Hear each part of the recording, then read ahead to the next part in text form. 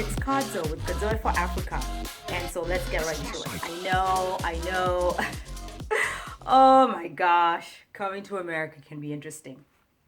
Well, the first thing, culture shock wise, is that I remember the day when I finally found out that some food is chemically processed in a lab and then other foods are organic. So it was like the same thing. It could be a fruit, one is grown in the fields like I'm used to, one is chemically processed. I was like, what? Oh my gosh. Second thing, I was so shocked because back home I used to walk everywhere. Like, you get into public transportation, it's easily available, and you walk everywhere.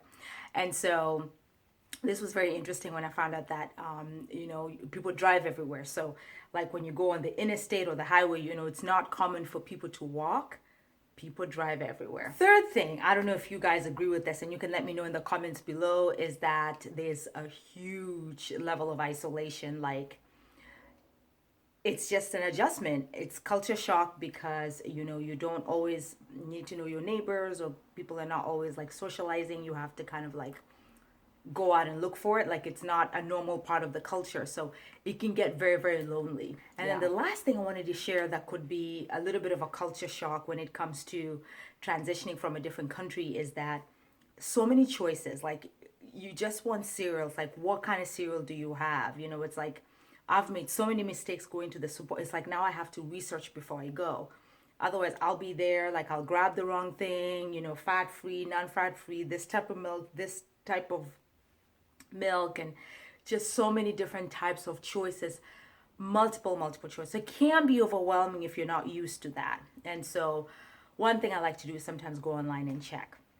And so, folks, those are just some of the cultural shock thing that I experienced many, many years ago.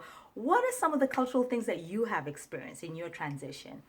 Let's talk about it. Write them down in the comments below. And folks, you always know you can follow me on Facebook. You can follow me on Instagram, Snapchat, on Twitter.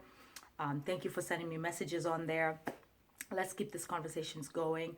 Please subscribe if you'd like a list of schools for master's, PhD, and bachelor degree. Send me an email, and happy holidays. So until my next video, bye.